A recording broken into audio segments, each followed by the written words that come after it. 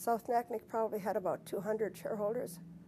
Meshik at that time had, or Port Haydn had about 70.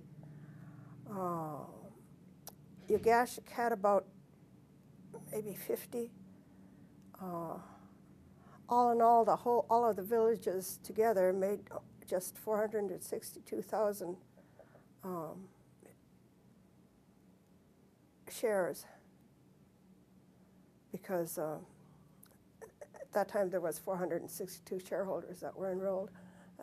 But now, since it's been so long, we now have probably close to 750 with all the inheritances and people gifting their stock.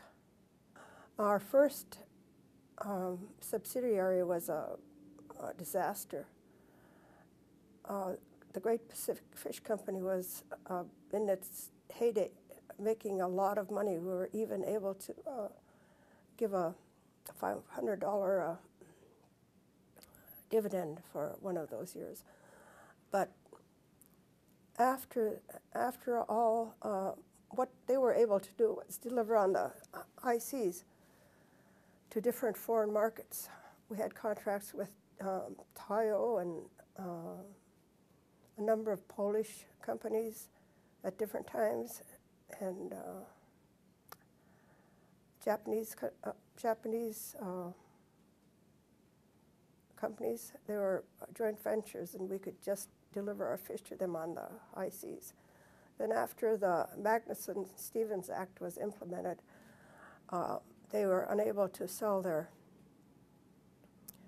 fish or pollock to the foreign companies. They had to go and sell to Americans, and at that time there were no processors on the seas. So they had to go all the way back to Dutch to sell their fish. It was very costly. So that was our biggest mistake, was investing a lot of money into that fish company, which we eventually sold. There's land holdings around around Port Haydn, land holdings around South Naknek, and each of those villages, Ugashik, Kaknak, and Nohilin. So we're able to use that land for leasing. We haven't sold any land at all. We've just been able to do these non-consumptive things to make money.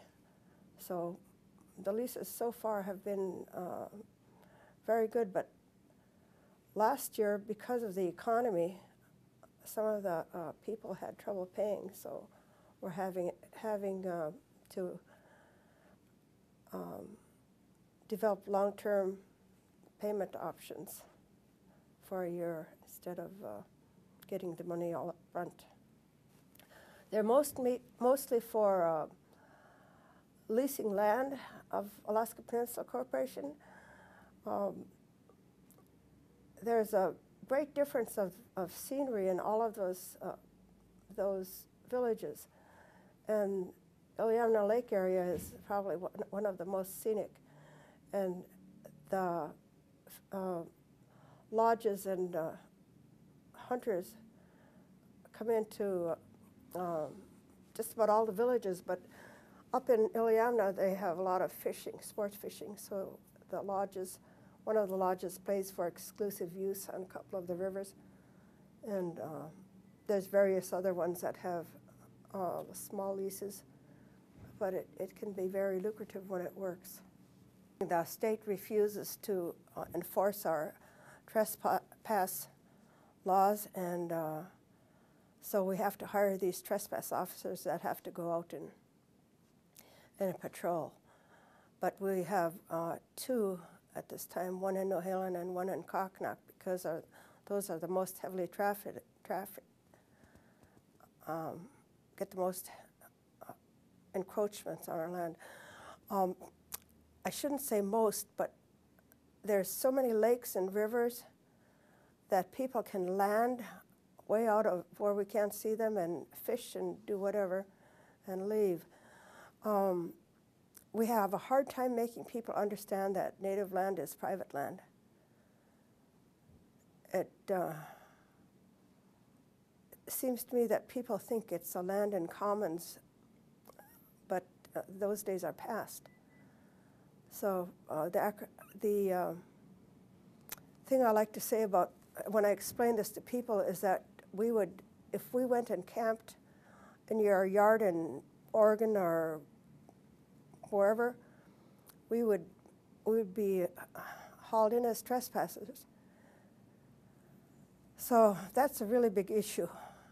Hoping that the Alaska Native Village corporations will get together and excuse me, consolidate to make a bigger impact on why we need protection. So far we have to protect our land ourselves, and it doesn't really work because we're unable to have patrols all over. That's a pretty big mass of land, and they're pretty far apart. Right now, one of the most pressing is that we've sort of become dependent on extra money from 7J of 7I, whereas those people who develop their natural resources have to divide it among the first the regional corporations, and they disperse it to the villages. In the last few years with the mine up by Kotzebue, Red Dog, they've given them plus part of Arctic Slope and I can't think of the other one right now, but they've been able to give a lot of money sharing their wealth through 7J of 7I. So all of a sudden this year it's down a lot, probably a third of what we got last year. And we should have been, we should know by now that it's not always dependable, but it's a big disappointment, but I hope that Red Dog gets their mining permits back so that they can share some more of their wealth. We have 2 8A subsidiaries. One of them is Weetabix, which does right now is involved with Chugach support services and administering part of the maintenance department in King Salmon, the old Air Force Base, and so that's what that company has been doing. But we also have a environmental service company that does hydrology tests, environmental studies, that sort of thing. So we have some scientists over there that can do baseline.